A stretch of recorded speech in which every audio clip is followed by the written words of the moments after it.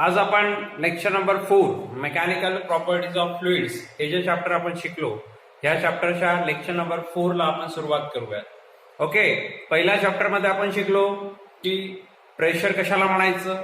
Pressure liquid मध्ये, जे liquid rest पोझिशनला असतं त्या लिक्विड मध्ये फोर्स हा नेहमी नॉर्मल असतो. टँजेन्शियल फोर्स जे फ्लुइड्स रेस्टला आहेत त्यांच्या बाबतीत आपण टँजेन्शियल फोर्स कन्सिडर करत नाही, हे आपण शिकलो. प्रेशर म्हणजे काय शिकलो, त्याचं एसआय युनिट काय ते पण आपण कन्सिडर केलं. तदनंतर आपण हायड्रोस्टॅटिक्स शिकलो. What is hydrostatics. thereafter we talked about hydrostatic paradox. Then very important topic we discussed is Pascal's law, and furthermore we taken care of Pascal's law. I mean application of Pascal's law, where it is applied. Hydraulic lift, खूप कमी force लावून खूप जास्ती वजनाची वस्तू आपण सहजपणे उचलू शकतो, ते आपण पास्कल्स लावून शिकलो. आता आपण प्रेशर बोलत होतो, प्रेशरला मोजायचं आहे ना, आपल्याला मेजर करायचं आहे. What is this measurement of pressure is the topic today's. Okay, today's topic is pressure measurement.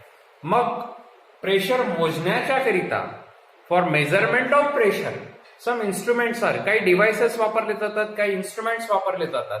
मग ते जे इन्स्ट्रुमेंट आहेत, ते जे डिव्हाइसेस आहेत मित्रांनो, त्यांना म्हणतात प्रेशर गेजेस किंवा pressure metres.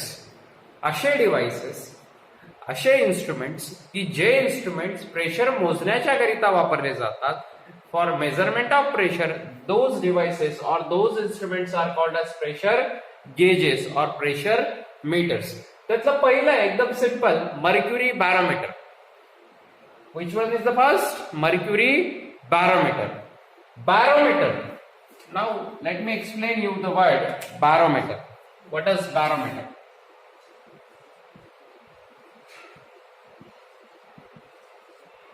Barometer is used for measurement of atmospheric pressure. कोणता प्रेशर मोजण्यासाठी वापरला जातो barometer? Atmospheric. It is a pressure gauge. हा प्रेशर मेजरमेंट डिव्हाइस आहे बॅरोमीटर. हे प्रेशर गेज आहे. हा प्रेशर गेज कोणता प्रेशर मोजण्यासाठी वापरला जातो? ऍटमॉस्फेरिक प्रेशर मोजण्यासाठी बॅरोमीटर वापरलं जातं. लक्षात ठेवायचं, barometer is the device which is used for measurement of atmospheric pressure. येते लक्षात, बॅरोमीटर ऍटमॉस्फेरिक प्रेशर मोजण्याच्या करिता वापरला जातो. Mercury barometer. मग बॅरोमीटर मध्ये जे फ्लुइड आपण वापरणार आहोत, जे लिक्विड आपण वापरणार आहोत ते मर्क्युरी. येते लक्षात, ते कोणतं आहे? HG, mercury. म्हणून त्याला म्हटलं जातं mercury barometer. Pressure measurement, pressure मोजण्याकरता, प्रेशर मोजण्याकरता जे डिव्हाइसेस किंवा इन्स्ट्रुमेंट वापरले जातात त्यांना म्हणतात प्रेशर गेजेस. ओके, त्यातला पहिला प्रकार मर्क्युरी बॅरोमीटर. बॅरोमीटर म्हणजे काय? बॅरोमीटर म्हणजे कोणता प्रेशर गेज? असा प्रेशर गेज जो कोणता प्रेशर मोजतो? ऍटमॉस्फेरिक प्रेशर मोजतो. ओके, मर्क्युरी लिक्विड कोणतं आहे त्या बॅरोमीटर मध्ये? मर्क्युरी आहे, म्हणून तो मर्क्युरी बॅरोमीटर. लक्षात आलं मित्रांनो? ओके, काही शंका आहे का तुम्हाला याच्यात? आता याचं कन्स्ट्रक्शन बघूयात आपण की याचं काय कन्स्ट्रक्शन आहे. What is its construction? Will take care of it.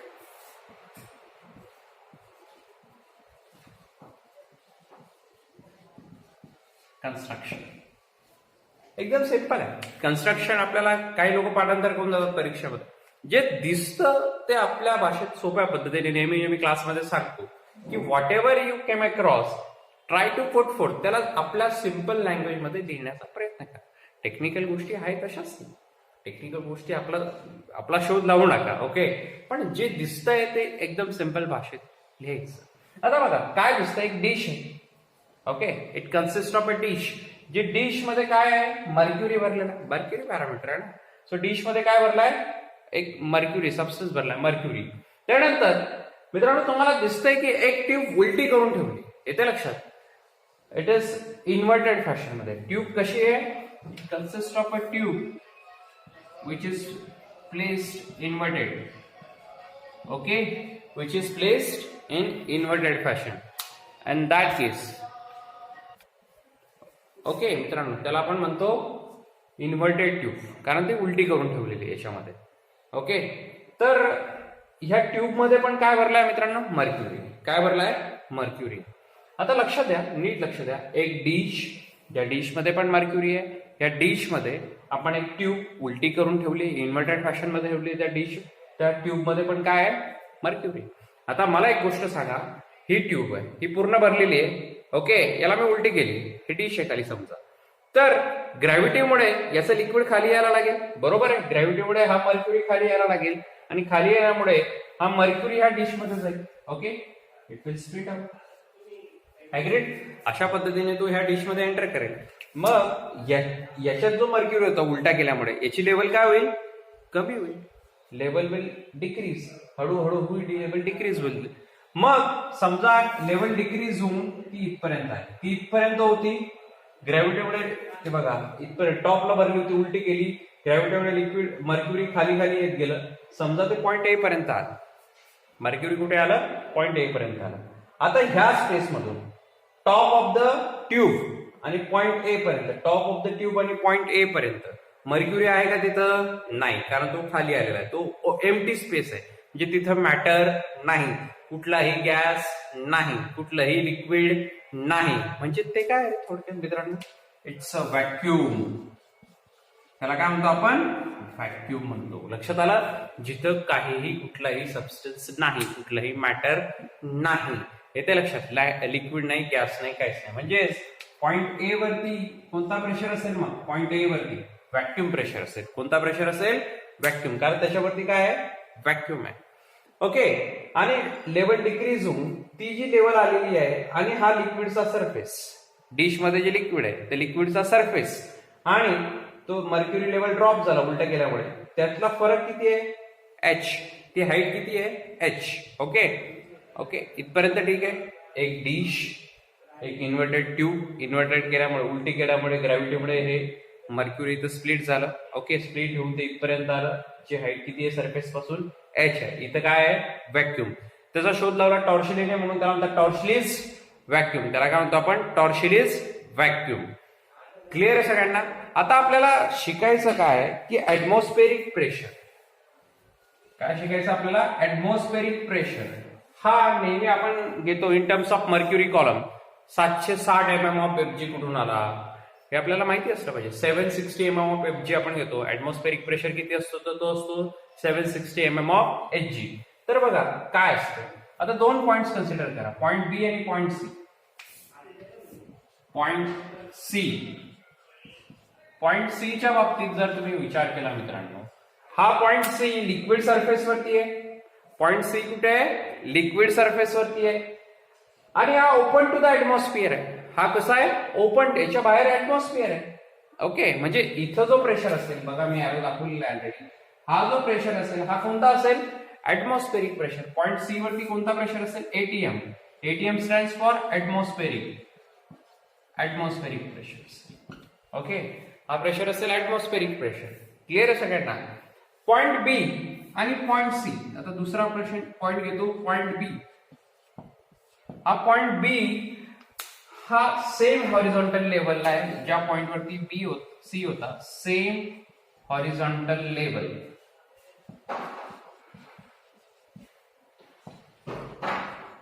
Of point C. Point C ज्या लेवलला आहे त्याच सेम हॉरिझॉन्टल लेवलला दिसतोय, बरोबर. पॉइंट बी आहे, सेम हॉरिझॉन्टल लेवलला आहे. म्हणजेच ज्या अर्थी ते सेम लेवलला आहे, मी म्हणू शकतो pressure at point B is equal to pressure at point C, कारण दोघं सेम हॉरिझॉन्टल लेवल आहे. So pressure at point B is equal to pressure at point C. Agree. Point B हा ट्यूब मध्ये येते लक्षात, तो फ्री सरफेस वरती जरी आहे पण तो काय इनसाइड द ट्यूब आहे, पण दोघं सेम हॉरिझॉन्टल लेवलला आहेत, म्हणजेच दोघांचा प्रेशर काय असेल, सेम असेल. लक्षात आलं. 3 पॉइंट्स घेतले आपण. पॉइंट ए वरती कोणता प्रेशर असेल, व्हॅक्यूम प्रेशर, कारण त्याच्यावरती व्हॅक्यूम आहे, काहीच नाही. येते लक्षात. पॉइंट सी च्या बाहेर काय आहे, ऍटमॉस्फिअर, म्हणून पॉइंट सी वरती कोणता प्रेशर असेल, ATM pressure, atmospheric pressure. Point B तो ट्यूब मध्ये आहे पण सेम हॉरिझॉन्टल लेवलला आहे, त्याच लिक्विड सरफेस वरती आहे, म्हणून पॉइंट बी वरचा प्रेशर म्हणजे पॉइंट सी वरचा प्रेशर आहे. पॉइंट सी वरचा प्रेशर कोणता आहे, ऍटमॉस्फेरिक, म्हणजे पॉइंट बी चा प्रेशर पण काय असेल, ऍटमॉस्फेरिक प्रेशर असेल. येते लक्षात. म्हणजेच पॉइंट बी चा जो प्रेशर आहे तो पण काय असेल, एटीएम प्रेशर असेल. ओके. पण बघा आपण शिकलोय liquid column, pressure due to liquid column. मग आता मित्रांनो पॉइंट बी च्या वरती एक लिक्विड कॉलम आहे की नाही, मर्क्युरी आहे की नाही, ज्याची हाईट किती आहे h. आपण शिकलोय का रे, एक लिक्विड कॉलम आपण घेतलो तर नाही इमॅजिनरी सिलेंडर, ते काहीतरी लिक्विडने भरलं होतं. ओके, बॉटमचा एरिया घेतला होता आपण ए, ज्याची हाईट घेतली होती आपण h. मग ह्या पॉइंटला, बॉटम पॉइंटला प्रेशर किती येतो h rho g due to liquid column. आपण घेतलं होतं ना h रो g, हा प्रेशर येतो की नाही लिक्विड कॉलमला. मग तसंच हा जो पॉइंट बी आहे याच्यावरती एक लिक्विड कॉलम आहे ज्याची हाईट किती आहे h. ओके, त्याची हाईट किती आहे h. म्हणजेच ह्या लिक्विड कॉलम मुळे पण प्रेशर येईल. Pressure at point B it is equal to pressure due to liquid column plus हा लिक्विड कॉलमचा प्रेशर प्लस त्याच्यावरती पण काहीतरी व्हॅक्यूम आहे ना, त्या व्हॅक्यूम मुळे पण प्रेशर येणार. तो पॉइंट कोणता आहे, पॉइंट ए. पॉइंट ए मुळेचा प्रेशर म्हणजे व्हॅक्यूम प्रेशर, म्हणजे पॉइंट ए मुळेचा प्रेशर प्लस हा लिक्विड कॉलमचा pressure. So this is equal to pressure due to point A plus liquid column मध्ये किती प्रेशर येतो रे h rho g. h is the height, rho is the density of the liquid and g is the acceleration due to gravity. म्हणजे point B ला किती pressure आला मित्रांनो, pressure due to point A plus liquid column आहे h rho g. येते लक्षात. पण pressure due to point A काय, it is due to vacuum pressure. हा काय व्हॅक्यूम प्रेशर आहे, तो किती असतो 0. व्हॅक्यूम प्रेशर किती घेतो आपण 0. म्हणून हे equation pressure at point B it is equal to pressure at point काय आहे 0, तो किती आला h रो g. बी पॉइंटला किती प्रेशर आला मित्रांनो h रो g. किती प्रेशर आला, h is the height of the liquid column, rho is the density and g is the acceleration due to gravity. इथपर्यंत लक्षात आलं.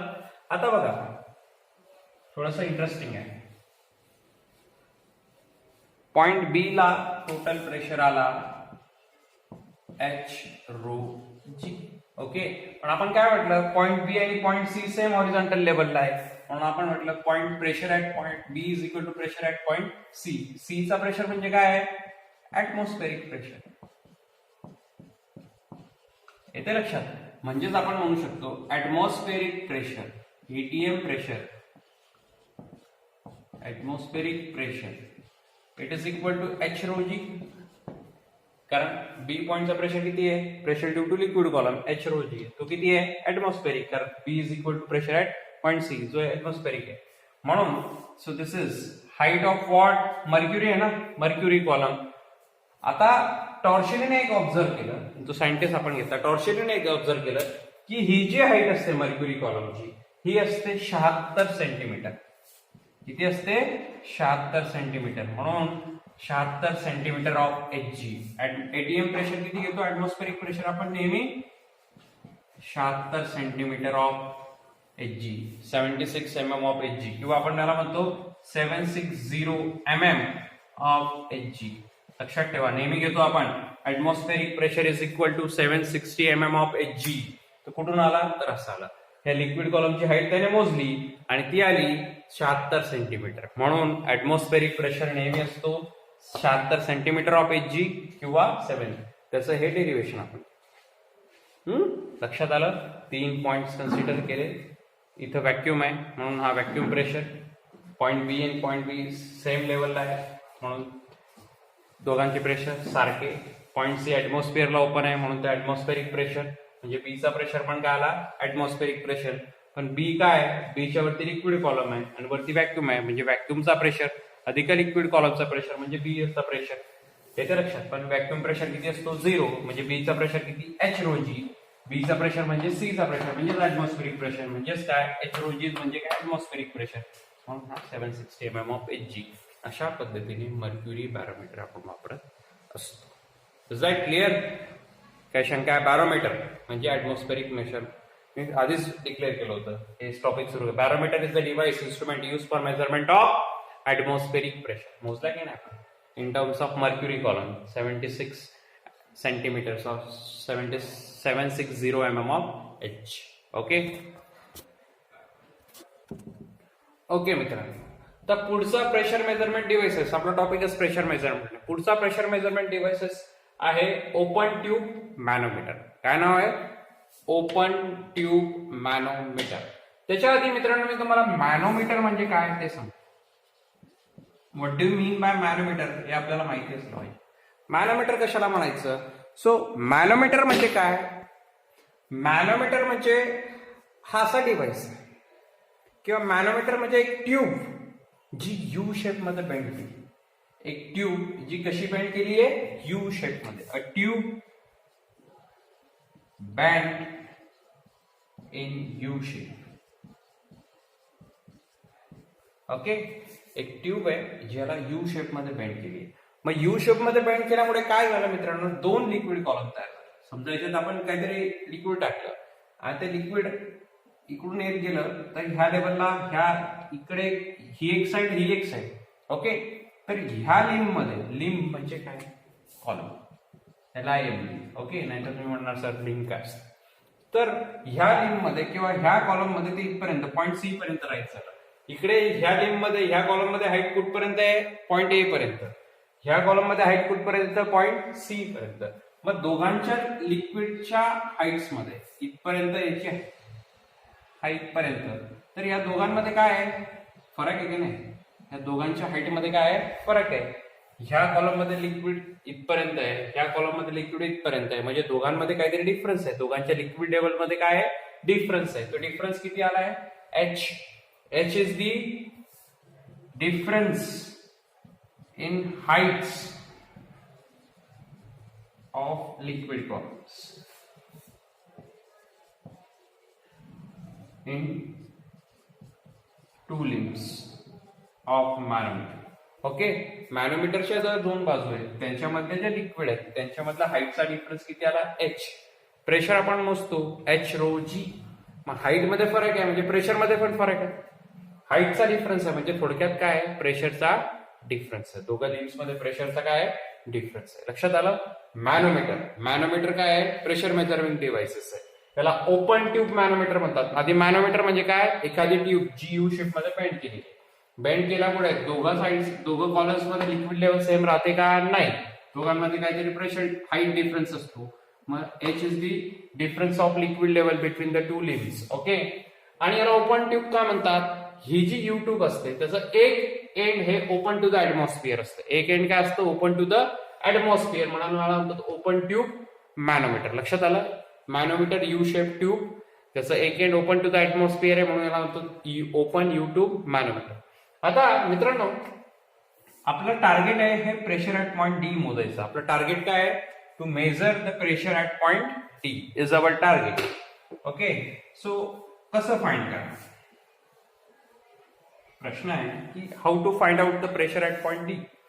मित्रांनो आपल्याला माहिती आहे 3 point. Pressure at point A किती असेल? Point A open to the atmosphere आहे म्हणून पॉइंट ए ला कोणता प्रेशर असेल? Atmospheric pressure. त्याला आपण म्हणतो एटीएम प्रेशर. तो किती असेल? Atmospheric pressure. ओके, त्यानंतर 2 पॉइंट्स आहेत, point B and point C. Point B and point C हे दोन्ही पॉइंट्सचा जर तुम्ही विचार केला मित्रांनो तर दोघी सेम हॉरिझॉन्टल लेवलला आहे. They are at the same horizontal level. Okay, same horizontal लेवलला आहेत म्हणजेच काय? Pressure at point B is equal to pressure at point C. आताच आपण बघितलं बॅरोमीटर मध्ये ज्या की दोन्ही पॉइंट सेम हॉरिझॉन्टल लेवलला आहेत म्हणजे त्या दोघांचा प्रेशर काय असेल? सारखा असेल. मान्य आहे सगळ्यांना? आता पॉइंट बी चा विचार करा. पॉइंट बी चा जर प्रेशर काढायचा असेल तर पॉइंट बी च्या वरती एक लिक्विड कॉलम आहे ज्याची हाईट किती आहे? एच. ज्याची हाईट किती आहे? एच. मग एच ह्या हाईट मुळे ह्या लिक्विड कॉलम मुळे किती प्रेशर एक्झर्ट होईल याच्यावरती? एवढ्या लिक्विड कॉलम मध्ये एच रो जी. किती pressure exert? H rho G. आपण शिकलोय pressure due to liquid column. H is the height of the liquid column, rho is the density आणि G is the acceleration due to gravity. एवढंच आहे का मग pressure? नाही, त्याच्यावरती पण आहे ना पॉइंट ए. पॉइंट ए वरती काय आहे? ऍटमॉस्फेरिक प्रेशर आहे म्हणून pressure due to point A जो काय आहे? Atmospheric pressure. म्हणजेच pressure at point B it is equal to pressure at point C it is equal to काय आलं रे, pressure at point A which is atmospheric pressure plus pressure due to liquid column that is H rho G. किती आला हा, H rho जी. आता एक विचार करा मित्रांनो, पॉइंट डी आणि पॉइंट सी चा विचार करा. पॉइंट डी आणि पॉइंट सी चा विचार करा. पास्कल्स लॉ आपण शिकलोय ना, काय शिकलोय पास्कल्स लॉ मध्ये? जर एखादी क्लोज ट्यूब असेल तर त्या एनक्लोज फ्लुइड मध्ये त्या क्लोज ट्यूब मधला प्रेशर हा सगळ्या पॉइंट्सला काय असतो, सारखा आहे. तो हे क्लोज ट्यूब आहे म्हणजे pressure at point C is equal to pressure at point D according to what, Pascal's law. According to Pascal's law pressure at point what, कोणते दोन points, pressure at point C is equal to pressure at point D. कारण काय, Pascal's law. बरोबर आहे. Pascal's law मुळे enclose fluid मध्ये सगळ्या fluid वरती एकच प्रेशर असतो, सगळ्या पॉइंट्स वरती एकच प्रेशर असतो.